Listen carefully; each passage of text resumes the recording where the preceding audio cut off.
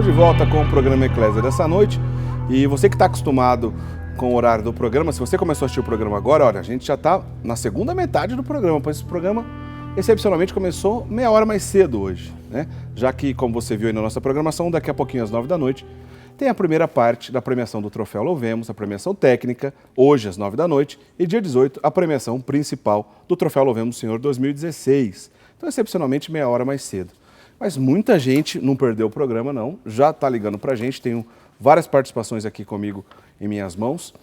Por quê? Porque no final do programa vamos sortear 2 livros bem interessantes de uma serva de Deus. Está aí, ó, a Inexplicável Merlone, que é justamente sobre a vida de Clélia Merlone, serva de Deus, fundadora da Congregação Apóstolas do Sagrado Coração de Jesus. Frente e verso aí do livro, vamos sortear os 2 no final do programa. Você vai ligando para a gente, mandando mensagem via WhatsApp ou também por e-mail. Como fez, por exemplo, vou ler alguns nomes. Aliás, espero que nossos amigos telespectadores não fiquem bravos quando não é possível a gente ler a pergunta no ar ou nenhum nome, pois são muitas as participações. A gente faz o possível para tentar ao máximo atender aqui as suas dúvidas, porque, por exemplo, às vezes, o que eu faço? Recebo muitas dúvidas, tô percebendo que aquela dúvida já apareceu 3 ou 4 vezes aqui nas perguntas, eu faço a pergunta para o Padre Guido, né? A pergunta é respondida, mas às vezes não dá tempo de ler o nome de quem fez a pergunta ou das pessoas que fizeram aquela pergunta. Mas eu quero agradecer aqui, por exemplo, o Iron Soares, de Belo Jardim, em Pernambuco, diz que está chovendo muito lá, um abraço para todo mundo lá em Belo Jardim, que mandou aqui para a gente. A Luciana Freitas de Andrade, de Mossoró, Rio Grande do Norte. Karen Júnior de Leme, que sempre manda aqui para a gente, o casal aqui de Leme que sempre participa conosco.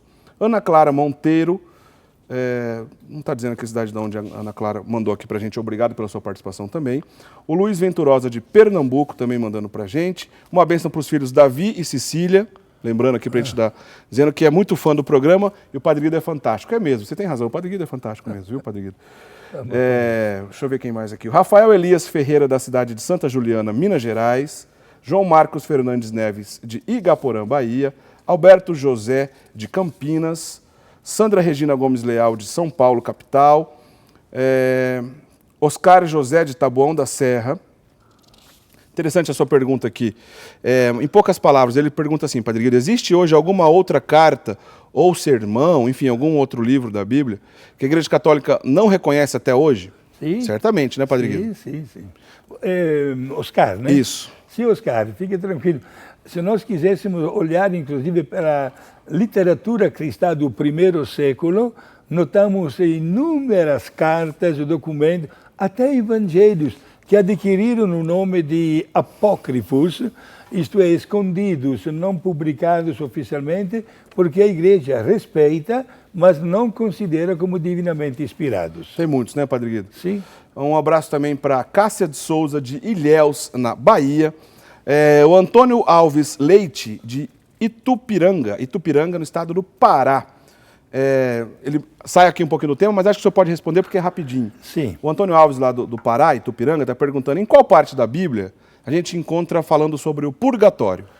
É o nome desta pessoa? Antônio Alves. Seu Antônio, o senhor tem a Bíblia, abre por favor agora mesmo, no segundo livro dos Macabeus, no capítulo 12. Tem exatamente como é que é o purgatório. Macabeus. Segundo livro, são 2 livros dos Macabeus. Certo. Segundo livro dos Macabeus, capítulo 12. Essa pergunta é bem comum aí pra gente. Então, segundo livro de Macabeus, capítulo 12, é lá que a igreja vai basear a doutrina do purgatório. A Érica Maciel Pereira, de Baependi, Minas Gerais, está dizendo que ela sempre assiste o programa e é aniversário dela hoje, ela queria que o senhor mandasse um alô. Está mandado o alô, no final o Padre Guido vai botar o seu nome na bênção, viu, Érica? Parabéns com a nossa oração, desejando muitos anos de vida e muitas belas realizações. Aliás, domingo também é aniversário do nosso diretor, Bruno Bergamo, faz aniversário domingo, o senhor lembra dele também aí na bênção daqui a pouquinho. Certo. E a dona Nora Liliana, ela disse que não é brasileira não, ela é argentina e mora lá em Santa Catarina, em Itapema. Gosta muito do programa, está dizendo assim, obrigado por nos brindar com um programa excelente. A honra é nossa da sua audiência, viu, dona Nora? Muito obrigado mesmo pela sua participação aqui conosco. Padre Guido, vamos lá falar um pouquinho mais então. Sim. E a questão que a gente estava falando, Padre Guido, logo antes do intervalo, ainda no terceiro tópico, né? Lembrando, já falamos sobre o tópico. Sim. O Filho de Deus é superior aos anjos, Jesus sumo sacerdote fiel e misericordioso, E o terceiro, o sacerdote Jesus Cristo e seu sacrifício. Né? Sim. Dividimos em 4 tópicos, paramos no terceiro. Dentro do texto que inclui esse terceiro tópico, o senhor separou mais ou menos do capítulo 6 ao 10 da carta aos Hebreus, no capítulo 9, fala sobre a questão da reencarnação. O que diz lá, Padre Guido? No capítulo 9, no versículo 27, está escrito: está estabelecido que nós vamos morrer só uma vez e logo em seguida vai ter o julgamento. É o ponto de partida para definir exatamente a grande realidade da nossa vida na visão católica e, ao mesmo tempo, é a resposta mais alta que nós podemos dar para os nossos irmãos espíritas que, infelizmente, admitem a reencarnação. Ou seja, toda vez que alguém tiver dúvida, onde que o cristianismo, onde que a Igreja Católica baseia a sua crença de que não há reencarnação, e sim ressurreição, que é muito diferente, está aí, Hebreus capítulo 9. É fácil de guardar. Hebreus capítulo 9, no versículo 27. Olhem bem, meus amigos, porque o que é que admitem os nossos irmãos espíritas? Que no final da minha vida, a minha alma passa para o corpo de um bebê que está nascendo naquele momento e vai carregar este bebê os pecados que eu fiz. E vai se purificando aos poucos, como eu, quando nasci, carreguei o espírito de outras pessoas e estou purificando. Mas para aí, olha bem esta carta, que é uma aula muito profunda. Não existe a reencarnação. Eu, Padre Guido, tenho que responder diante de Deus da minha vida, em primeiro lugar, não da vida dos outros. Eu não carrego o peso e o pecado de ninguém. Tenho que dar conta da minha vida. E não esqueçamos que o Espiritismo, nas suas várias formas, não é uma religião, é uma filosofia de comportamento. Inclusive não é originária de alguém do nosso tempo, mas tem origens pelo fato que copiou muita coisa do hinduísmo e do budismo. O hinduísmo é uma religião muito antiga, de origem na Índia, até mais antiga que o próprio budismo, né? Sim, chegamos a mais de 1500 anos antes de Cristo. O que é que se admite nesta religião? Exatamente a transmigração da alma de um corpo para o outro. E quando a alma chega quase no último nível da perfeição, que é chamado de nirvana, aí a alma se encarna em 3 tipos de animais: a vaca, a cobra e o macaco. Portanto, estes animais, seja no hinduísmo como também no budismo, são considerados animais sagrados porque carregam o espírito das almas.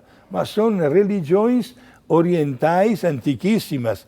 E o Espiritismo não chega a este ponto da reencarnação dentro desses animais, mas a passagem de um corpo para o outro, o que é proibido, né? Porque não é esta a teoria ensinada pelo mesmo Jesus.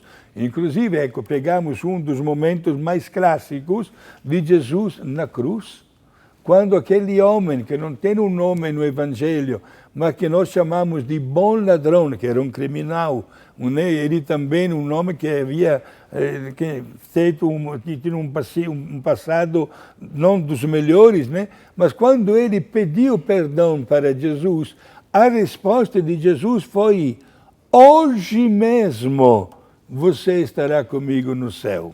Até porque se a reencarnação fosse parte da doutrina cristã, era hora de Jesus falar assim: olha, você vai se reencarnar agora e uma hora você vai estar no paraíso. Não, ele diz hoje mesmo. Hoje mesmo. Por isso, meus amigos, não existe a reencarnação, mas a ressurreição. Inclusive, é bom que os senhores saibam que até os mesmos espíritas, quando perguntamos, mas no caso de Jesus, trata-se de reencarnação ou ressurreição? E eles, todos os espíritas, mesmo baixando a cabeça, digamos assim, admitem-se, no caso de Jesus, foi ressurreição. Com todo respeito aos nossos irmãos, né, que professam algum tipo dessa fé, seja ela de qualquer ordem espírita, todo o respeito do mundo. Aqui nós estamos explicando a doutrina católica. E não é a mesma coisa que o espiritismo, né? Então, do ponto de vista católico, aliás, não teria como ser mesmo. Porque se uma pessoa se redimisse única e exclusivamente por reencarnação, ou seja, por méritos e forças próprias, para que precisaria a redenção de Cristo? Não, nós somos redimidos por Cristo, né? Uma coisa está bem distante da outra. E justamente essa carta aos Hebreus, no capítulo 9, está o embasamento de toda essa história. Só rapidinho para encerrar essa conversa aqui, Padre Guido. Um desdobramento disso é aquilo que é um erro pensar também, queria que só o senhor me confirmasse. Por exemplo, uma criança, né? Ela nasce, ela vai responder de alguma maneira pelo pecado do pai, do avô ou algum antepassado? De jeito nenhum, meus amigos. Belo que a sua pergunta. Temos uma passagem até no Evangelho, que apresentaram a Jesus uma criança, uma adolescente deficiente, digamos assim, do ponto de vista físico, e perguntaram para Jesus: quem é culpado pela deficiência desta criança? Ele ou seus pais? Porque, por incrível que pareça, é bom que nossos amigos telespectadores saibam, por incrível que pareça, os hebreus haviam colocado, digamos assim, no conhecimento das pessoas, até algumas teorias completamente absurdas, uma das quais dizia que o bebê, até no estado da sua formação, ainda na barriga da mamãe, já podia ter pecado. Portanto, quando nascia com um defeito, porque havia feito outro pecado ainda na sua formação, no seu corpo, coisas absurdas. Jesus respondeu logo naquele caso: nem ele e nem os seus pais são responsáveis pela deficiência. Pelo contrário, Jesus mostrou o grande poder divino que ele tinha como Deus e acabou curando imediatamente aquela criança. A gente tem que ficar atento, para a gente não confundir aí em relação ao que a igreja ensina. É comum, é possível, é admissível alguém, por exemplo, por causa do costume da família, por causa de questões de comportamento, herdar problemas, vamos dizer assim, de comportamento dos pais, da família, isso é uma coisa, questão do comportamento. Agora, responder por um pecado de um antepassado não tem como, né, Padre Guido? Aí, isso não é doutrina católica. Exato, cada um de nós, volto a repetir, é responsável pelos seus atos e deve responder pelos seus atos. Por que digo isso? Se agora entramos no campo tipicamente sacerdotal, às vezes acontece de atender pessoas em confissão que quando se trata de um pecado, o penitente diz: padre, mas todo mundo faz. Cuidado com esta frase. Você não deve responder diante de Deus do pecado de todo mundo, mas do teu comportamento pessoal. Por isso, sejamos responsáveis pelos nossos atos. Muito bem, Padre Guido, vamos para o quarto e último tópico da divisão que o senhor fez, para fazer um resumo do conteúdo principal da carta aos Hebreus. Exato. Poderíamos dizer que o quarto tópico é a fé perseverante. Certo.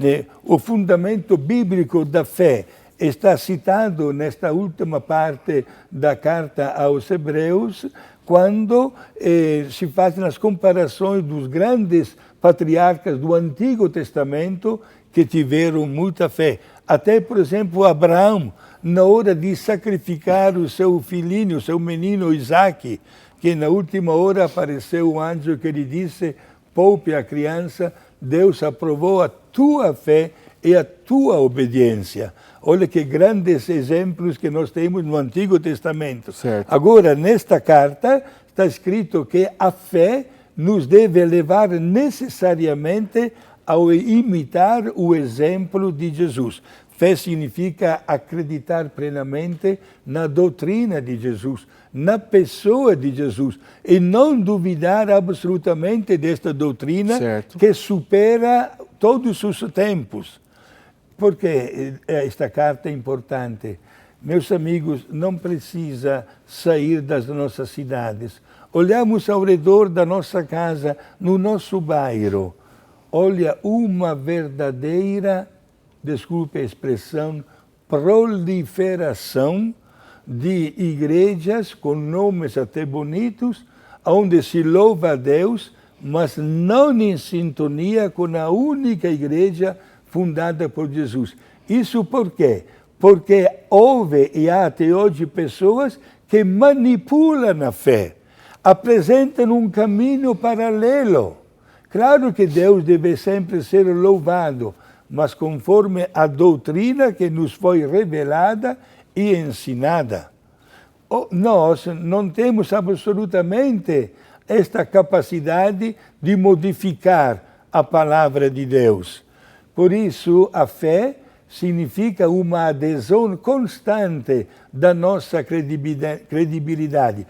Todos os artigos de fé que nós pronunciamos a partir do nosso batismo, através da presença dos pais e dos padrinhos, merecem ser mantidos e vividos no dia de hoje.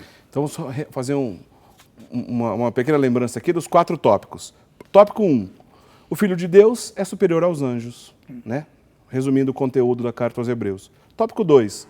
Jesus, sumo sacerdote fiel e misericordioso. A novidade é o misericordioso para aquela época, né, Padre Guilherme? Eu, inclusive, agradeço a diretoria do século XXI por ter escolhido este programa sobre a carta aos Hebreus, porque estamos no ano da misericórdia, né? Providencial, né, Padre Exato, e quando se fala de um Jesus que perdoa, estamos exatamente na parte central da espiritualidade do jubileu extraordinário da misericórdia. O tópico 3, o sacerdócio de Jesus Cristo e o seu sacrifício, né? A diferença do sacrifício perfeito e eterno de Cristo em relação a outros tipos de sacrifícios incompletos e temporários, por exemplo, como a gente encontrava no Antigo Testamento.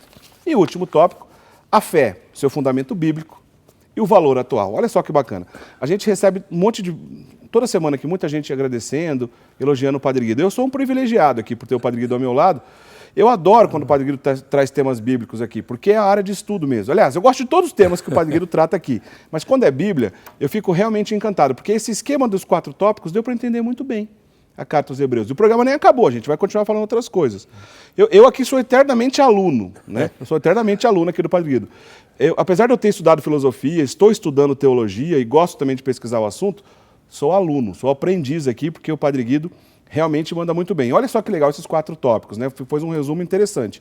Mas se eu ainda pudesse perguntar ao senhor, Padre Guido, existe um tema teológico principal onde poderia resumir todo o conteúdo da carta aos Hebreus? O senhor conseguiria resumir isso para a gente? Sim, trata-se exatamente do sacerdócio de Cristo e do culto cristão. Certo. Este é o tema teológico central desta carta.